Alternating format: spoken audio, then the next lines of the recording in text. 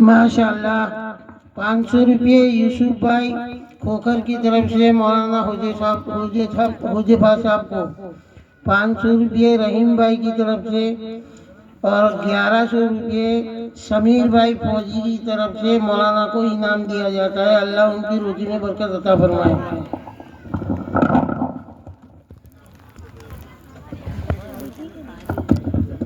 माशाअल्लाह, ये खुशियाँ, ये जिंदगी, ये लज्जतों का सुरूर, ये खुशियाँ, ये जिंदगी, ये लज्जतों का सुरूर, वमल हयात दुनिया इल्ला मताउल गुरूर, कि जिसके सामने सब बराबर है अमीर व फकीर, कि जिसके सामने सब बराबर है अमीर व फकीर, हस्बुनल्लाहु व निअमल वकील।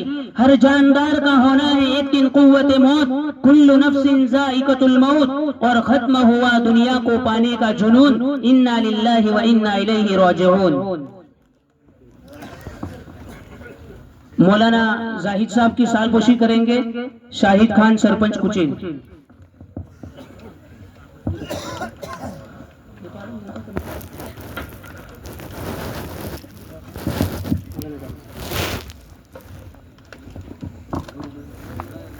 मौलाना रफीक साहब की सालपोशी करेंगे इरफान जी सर खोकर।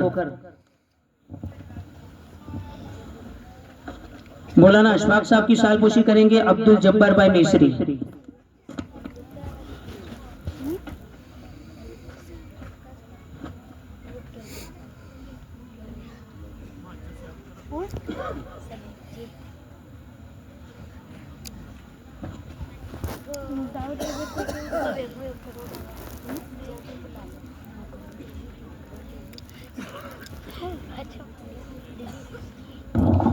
बैठ जाओ भाई, बैठ जाओ, सामने खड़े हो साथी, बैठ जाओ भाई। इस्तेमाल जलसा को थोड़ा जमाओ भाई, बैठो, अल्लाह के वास्ते बैठ जाओ।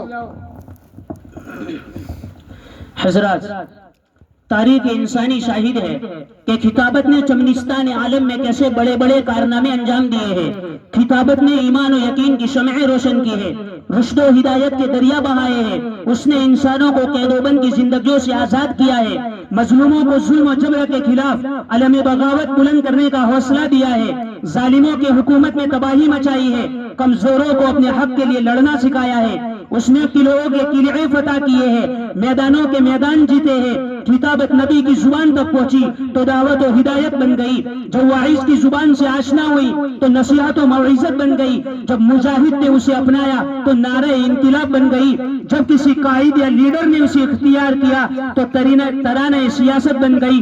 अलगर्ज खिताबत ने हर जमाने के अंदर अलग अलग रंग और रूप में अपना जौहर दिखलाया है। शायर कहता है, खिताबत वजद में आए तो फिर हथियार बन जाए, खिताबत वजद में आए तो फिर हथियार बन जाए, कभी नेजा कभी खंजर कभी तलवार बन जाए। किताबत की गुलफशानी मुसल्लम है जमाने में, ये नजाशी के आगे जाफर तैयार बन जाए। तो मैं सोफिया बिनत अब्दुल अजीज को दावत माइक देता हूं कि वो आए और तकरीर पेश करें।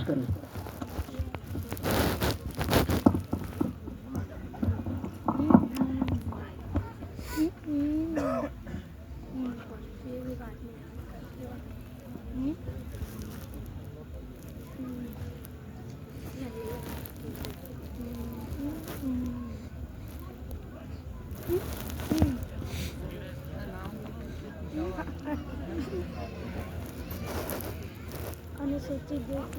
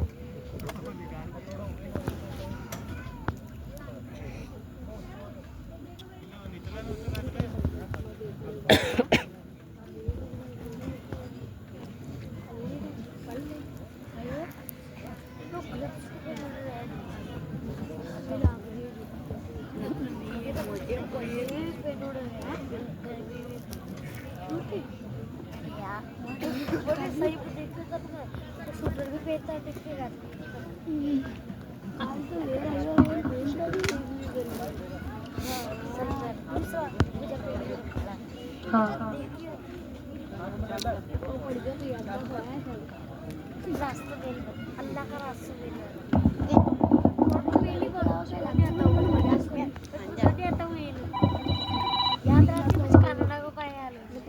محترم اساتذہ کرام، معزز مہمانوں اور میری ماؤں اور بہنوں، السلام علیکم ورحمۃ اللہ وبرکاتہ۔ الحمدللہ رب العالمین والصلاة والسلام علی رسولہ الکریم، اما بعد فاعوذ باللہ من الشیطان الرجیم، بسم اللہ الرحمن الرحیم۔ وما آتاکم الرسول فخذوہ وما نہاکم عنہ فانتہوا، صدق اللہ العظیم۔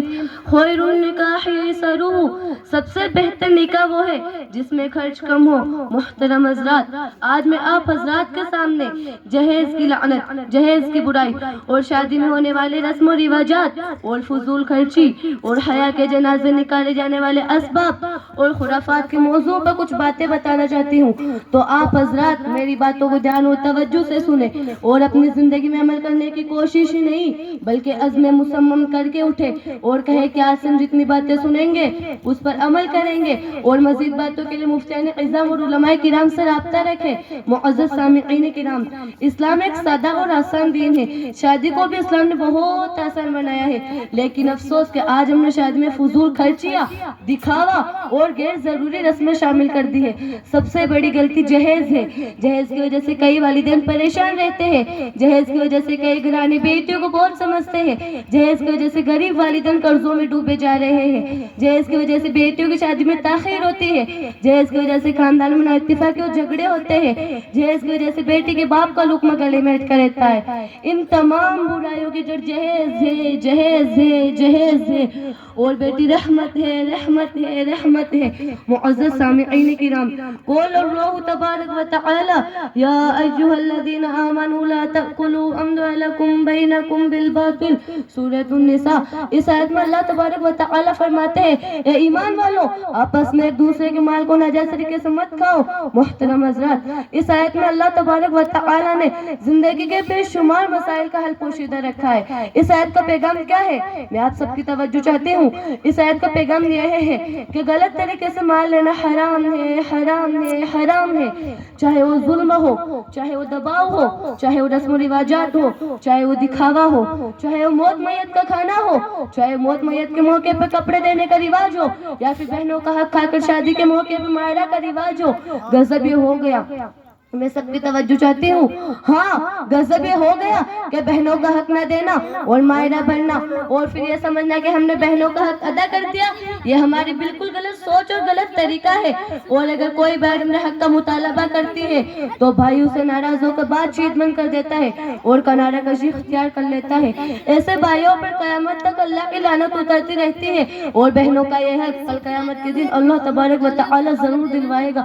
خدا را اپنے حال پر رحم کھائیے اور اپنی زندگی کو احکام خداوندی اور سنت نبوی صلی اللہ علیہ وسلم پر واپس لائیے۔ محترم حضرات، توجہ چاہتی ہوں، میں یہ بات اپنی طرف سے نہیں بلکہ اٹھائیے قرآن مجید اور پڑھیے اعوذ باللہ من الشیطان الرجیم ومن لم يحكم بما انزل اللہ فاولئک هم الکافرون۔ اس آیت کا ترجمہ یہ ہے کہ اور جو لوگ اللہ کے نازل کردہ احکام کے مطابق فیصلہ نہ کرے تو ایسے ہی لوگ نافرمان ہیں۔ یعنی کسی مسلمان کے لیے کوئی گنجائش نہیں ہے کہ وہ اللہ کے نازل کردہ تعلیمات کی خلاف ورزی کرے۔ اسی طرح نبی صلی اللہ علیہ وسلم کا فرمان ہے تم میں سے کوئی شخص مومن نہیں ہو سکتا جب تک کہ اس کی خواہش نفس اس شریعت کے تابع نہ ہو جائے جسے میں لے کر آیا ہوں۔ ہر اہل ایمان کو اپنے تمام امور و معاملات کو اسی شریعت کے تابع کر دینا لازمی ہے۔ اگر وہ مسلمان ہے نا اور مسلمان ہی مرنا چاہتا ہو، اسے جاہلانہ اور غیر اسلامی رسوم و رواج اور طور طریقوں کو چھوڑ دینا ہوگا جو شریعت اسلامی کے خلاف ہو اور اسلامی تعلیمات سے ٹکراتے ہو۔ اسی جاہلیت اور رسم و رواجات کو چھوڑنا اسلام میں پسندیدہ ہے اور اس کے خلاف عمل حرام ہے۔ محترم حضرات، موت نصیحت کا وقت ہے، دنیا داری کا میلہ۔ محترم حضرات، جس کے گھر موت ہوتی ہے اس کے بارے میں اسلام کیا سبق دیتا ہے؟ محترم حضرات، ہمیں اسلام سبق دیتا ہے کہ صبر کرو، ہمیں اسلام سبق دیتا ہے کہ میت کے لیے دعا کرو، ہمیں اسلام سبق دیتا ہے کہ قرآن پڑھو، ہمیں اسلام سبق دیتا ہے کہ درود پڑھو، ہمیں اسلام سبق دیتا ہے کہ تعزیت کرو، اور ہمیں اسلام سبق دیتا ہے کہ میت کے گھر والوں کو کھانا دو۔ لیکن ہم کیا کرتے ہیں محترم حضرات؟ ہم میت کے گھر والوں پر بوجھ بنتے ہیں، ہم میت کے گھر والوں پر مہمان بن کے جاتے ہیں۔ جیسے ہی کسی مسلمان کا انتقال ہوتا ہے ہم میت کے گھر افسوس کرنے کے بجائے مجمع لگا لیتے ہیں۔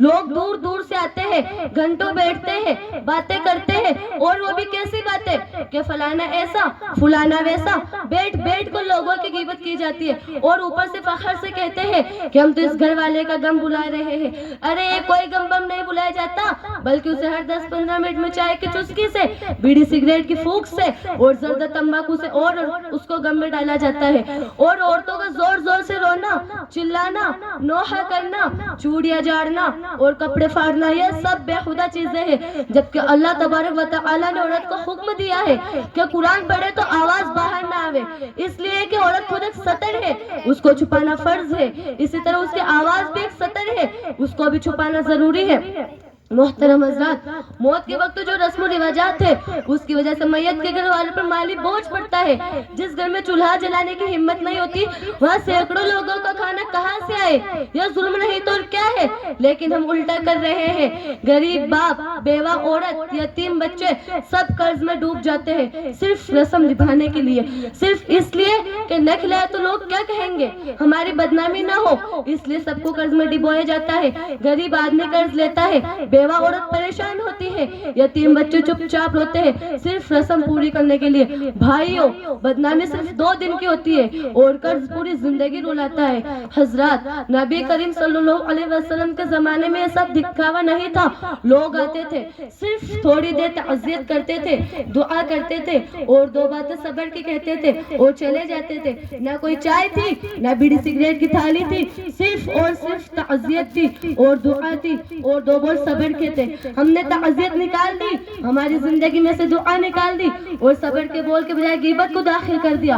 और आज हम अज़्म करें कि मौत में दिखावा नहीं, सिर्फ दुआ, गम में बोझ नहीं, सिर्फ सहारा। यही दीन है, यही इस्लाम है। हजरात, आज किसी और के घर में मौत आई है, कल हमारे घर भी आ सकती है। सोच लो, अगर हमारे घर में गम हो और लोग हम पर बोझ बन जाए तो हमें कैसा लगेगा। और आज से हम रस्म छोड़े, चाहे वो शादी हो या निकाह, मौत हो या मैयत, दीन को अपनी जिंदगी में दाखिल करे, रस्म और रिवाजात को निकाले, दुआ को अपनी जिंदगी में दाखिल करे, गीबत को निकाले, सिर्फ ताज़ियत अपनी जिंदगी में दाखिल करे और फालतू में सब चीजों को निकाले। खुलासा कलाम यह है कि मुहतरम हज़रात, अल्लाह तबारक व तआला ने इंसान को जो जिंदगी दी है वो बड़ी कीमती जिंदगी है। अपनी जिंदगी की कदर करें और इस जिंदगी में अल्लाह की रजा और आप सल्लल्लाहु अलैहि वसल्लम की सुन्नत मुबारक जिंदा हो, चाहे मौत मैयत हो, चाहे वो शादी ब्याह हो, जिंदगी के हर मोड़ पर हम अल्लाह की रजा वाली जिंदगी गुजारे और अपनी जिंदगी को चैन सुकून से गुजारे। अल्लाह तबारक व तआला हम सबको सही समझ और अच्छी जिंदगी दे। आमीन या रब्बल आलमीन। वमा तौफीक़ी इल्ला बिल्लाह।